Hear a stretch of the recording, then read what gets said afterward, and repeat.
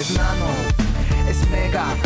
La liga de la ciencia es alfa, es beta. La liga de la ciencia.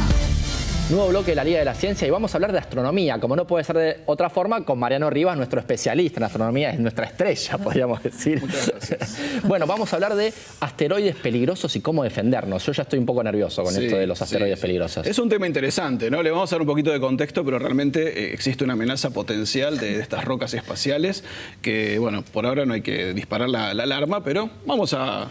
Hay que mirar el cielo. Hay que mirar el cielo, como y estar siempre. informados, ¿no? La información es una de las mejores. Bueno, hemos hablado no hace mucho tiempo del planeta enano Ceres, ¿no? Ceres es un objeto extraño que dijimos que había cambiado de categoría varias veces, pero que esencialmente es el mayor habitante de una región del sistema solar, que es el cinturón de asteroides, ¿no? Que estamos viendo acá en esta placa. Allí, además de él, están un montón de objetos más, muchísimos, más de 1 millón, que orbitan, hay un montón, sí, orbitan al Sol entre Marte y Júpiter. Los más grandes habitantes de esta zona, uno es Ceres, por supuesto, y después tenemos otros también de tamaño importante. ¿Acá está en escala? Está en escala. Bien, Ceres tiene más o menos... 1000 kilómetros de diámetro, redondeando, 950. Vesta tiene unos 500, Palas lo mismo y Juno un poquito más chico. Estos son los más grandes de más de 1 millón que hay por allí. De estos no hay que preocuparse. Mejor, porque estos son cosas grandes como la provincia de Buenos Aires o más, así que si vinieran contra la Tierra sería un problema. Estos están encarrilados allí entre Marte y Júpiter, tardan algunos pocos años en dar una vuelta al Sol, pero resulta que hay otros.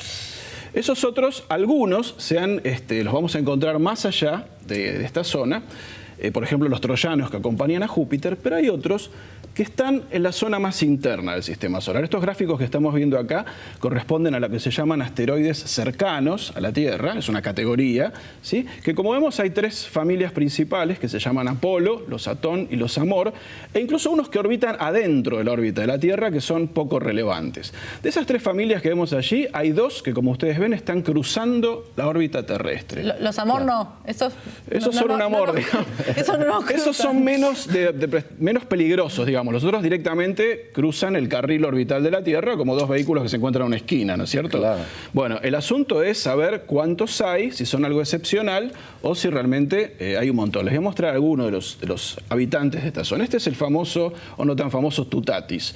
Tutatis pertenece a la familia de los Apolo, es una roca de 4.500 metros que en el año 2004, no hace tanto, nos pasó muy cerquita. Fíjense, ahí tenemos la órbita de Tutatis, ¿sí? Y ahí está la Tierra. Acá parece que la hubiera chocado. Sí, claro. Esto fue en septiembre del 2004. Nos pasó 1,5 millones de kilómetros. Que 1,5 millones. Es mucho o poco, ¿qué les parece? Y a ver si aprendí algo, es 3 veces la distancia de la Luna. Más o menos, sí. Más o menos, claro. 3, 4 veces. Digamos que en astronomía esto es un encuentro extremadamente cercano. ¿Y qué tamaño tenía este asteroide? 4.500 metros. El tamaño de una montaña mediana pasando a 100.000 kilómetros por hora. ¿A partir de qué tamaño se consideran peligrosos, más o menos? Bueno, tiene que ver con el tamaño y tiene que ver con la cercanía, ¿sí?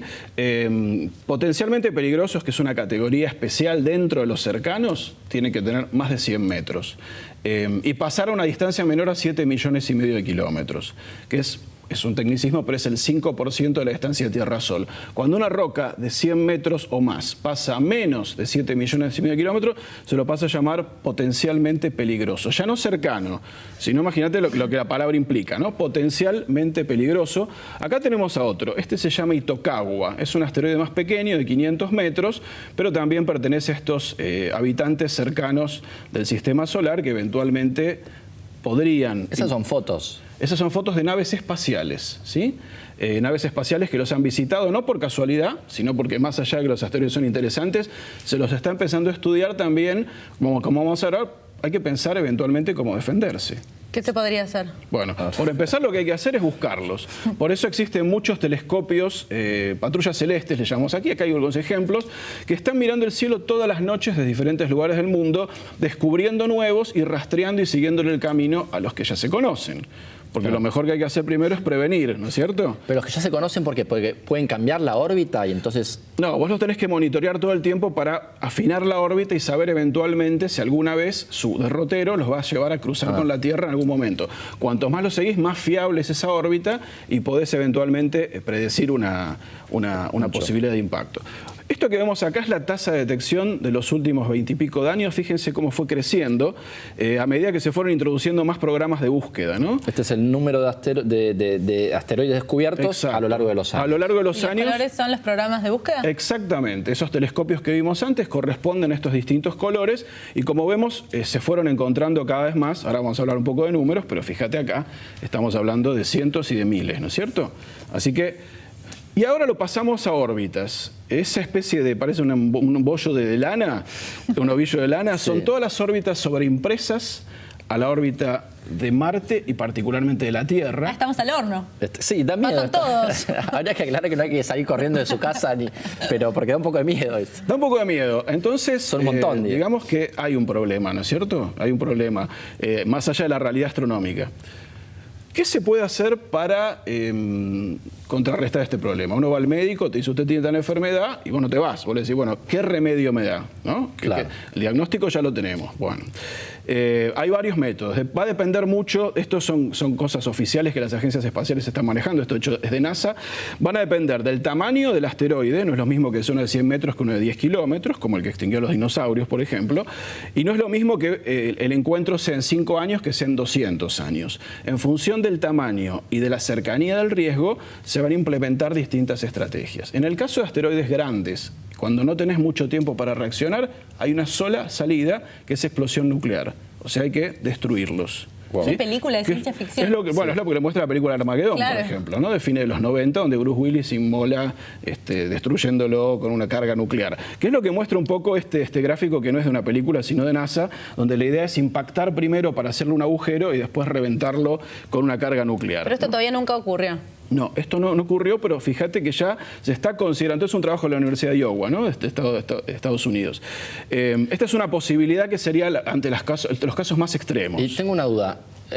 No vi la película igual, pero si uno no es gran cosa, pero... No, está bien, pero porque tal vez está resuelto en la película. Digo, sí.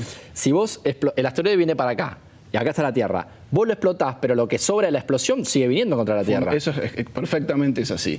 Por eso depende cuán encima lo agarrás. La idea con una descarga nuclear es romperlo bastante lejos, porque efectivamente todos esos pedazos siguen como un tren loco que eventualmente van a hacer la misma trayectoria del asteroide. Así que... bueno, es el último recurso, la explosión nuclear.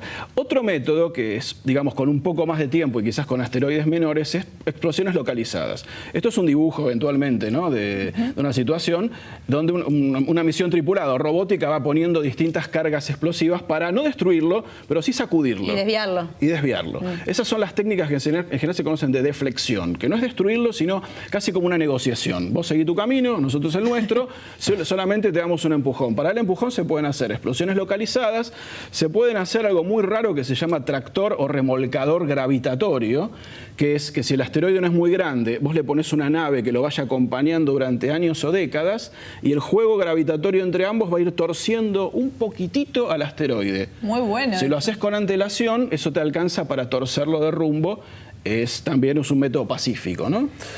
Otro método, que esto es muy raro, es poner una especie de pañal o una especie de vela, ¿sí? Para que la presión del viento solar lo vaya empujando. Como paracaídas.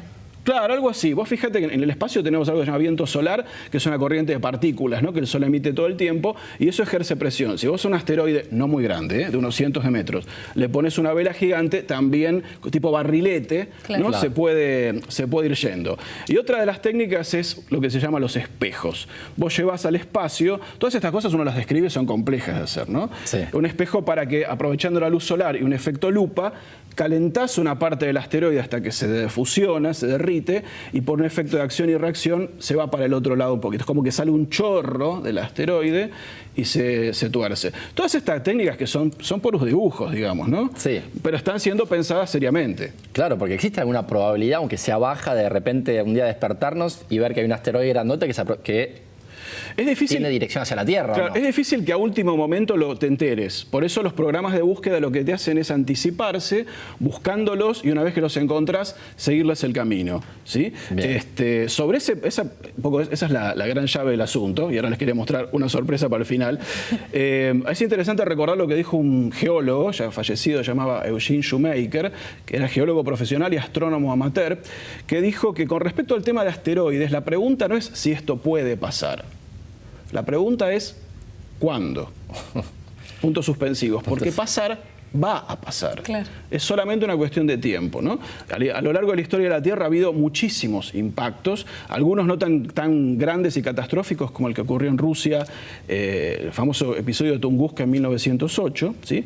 Que devastó 2.200 kilómetros cuadrados de bosque, afortunadamente una zona vacía de población, pero bueno, justamente por eso hay que estar atentos a este tema que es sumamente interesante, pero también representa algo que Carl Sagan decía, ¿no? Los dinosaurios se extinguieron por un asteroide. Nosotros no somos los dinosaurios, podemos hacer algo ante este asunto. Para ir cerrando, sorpresa. La sorpresa. La sorpresa es que el 1 de septiembre, un asteroide potencialmente peligroso, llamado Florencia, nos pasó a 7 millones de kilómetros, es decir, debajo del umbral de... Y un asteroide que tenía, si no me equivoco, algo así como casi 5 kilómetros de diámetro. Exactamente. Y seguro que vos saliste a la terraza a sacarle fotos.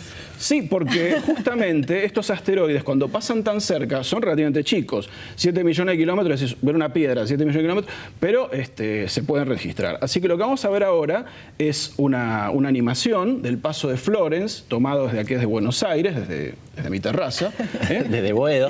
Exactamente. Vamos. Es ese puntito que ven ahí vagando. Fíjense que las estrellas permanecen todas relativamente en el mismo lugar. ¿Esas son las Tres Marías? No. Este es un pedacito de la constelación de Acuario. Está muy, muy centrada la imagen para que ustedes tengan una idea, estos son 8 minutos nada más. O sea que en 8 minutos, uno mirando por el telescopio prácticamente lo veía moverse en tiempo real. Y esto solamente pasa cuando un asteroide pasa muy, pero muy cerca. Así que ahí va Florence, que afortunadamente pasó cerca pero lejos, y ahora ya está en plena retirada. Zafamos.